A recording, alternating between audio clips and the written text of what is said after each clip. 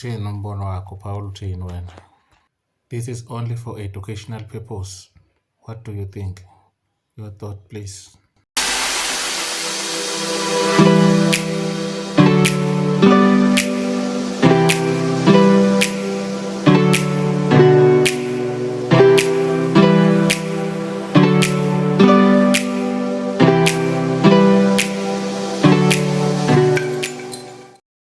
Yabona sengithula isikhathi eside ngiloke ngingafuni ukugonyuluka ngalento.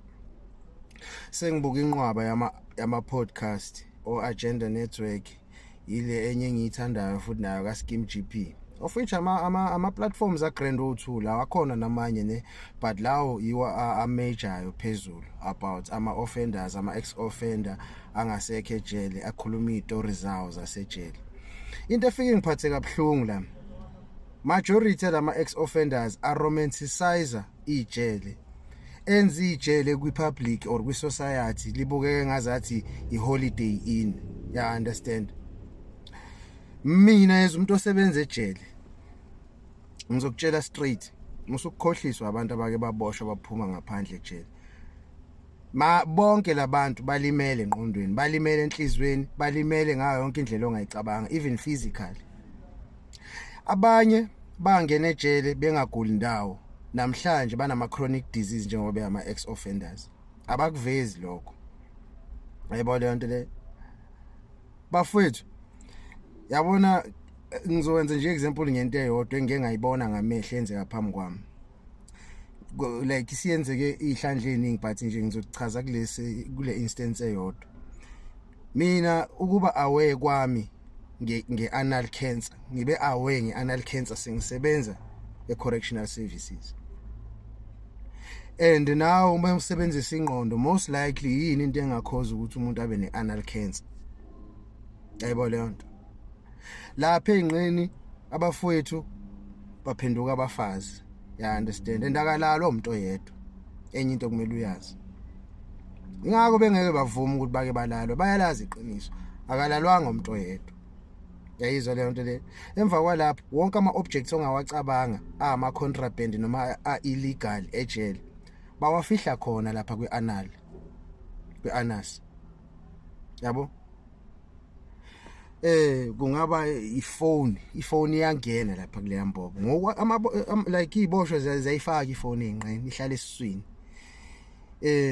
Immese ama drugs yonke into ongayicabanga bayayifaka engqeni bathi ukapha ngolimi lasejele.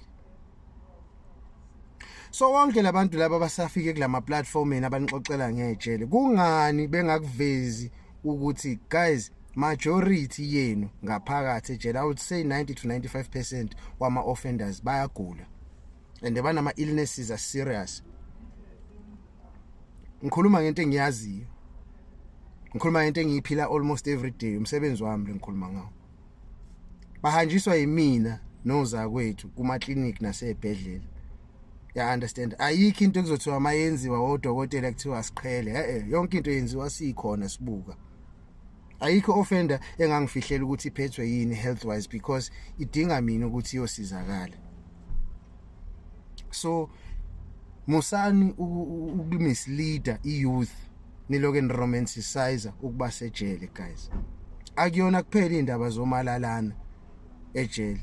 Kuningi okwama factors ya understand kuningi endokungekho grand. Mangithi kuwe le ndawo yayilimaza ingqondo hayi kancane iyayilimaza ingqondo.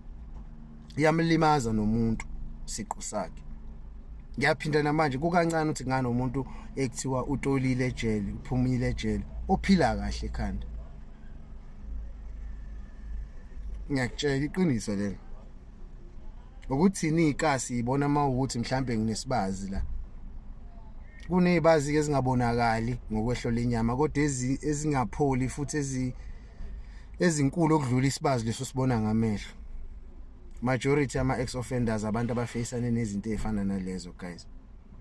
So asiyena ukushuka khotha lento siloke senza ngazathi kwi public there's something nice or something heroic ngokuthi uboshiwe. Yini emnandi ngokuboshwa? Cause ijele livulwa ngo8 ekseni. ngabo 2:30 to 3 liyakhiwa ufana nesilwane esifuyiwe and mase nikhiyeliwe senivalelwe nodwa emaseleni ngaphakathi yila imkhuba egileka khona alingohliswa abantu imost labafethu abama ex convict abagijima beyophapha kuma podcast bezenza izinto ezazithafa ejele siyazi ukuthi nanidayisa ngemzimba ejele abanye bembini omahosha ejele khuluma iqiniso abanye benu ukuze nithola indlela yokusurvive ejele benidayisa ngezinqa nimunye amanye amadoda imthondo lapho ukuze nikwazi ukuthi nibe nento ethile niyibekayo etafuleni nani nikwazi ukuhlanganela lezi zinto enidingayo lapha nalapha akungathi namhlanje seningaphandle kumele ngabe yinini enibuye isizwe nitshela abantu iqiniso nitshela abantu the real traumatic experiences enwaface inside of prison ukuze ingane ezincane ezikhulayo zokwazi ukuthi akuyona indawo yokudlalela le engikwaziyo uyabona ama ex convict afunda ilesson ngaphakathi ejele ngeke uwezwe gijima ekhulumana nenombolo estradini ngeke uwezwe futhi ehambe phapha eqhambisa ukuthi wona akaboshwa kwasho kwagcina awayikhulumi lezo zinto yilo muntu obede isikhebereshe sasejele ngaphakathi uzofuna ukuzokwenza ijele libukeke ngazathi liyinto enhle ngaphandle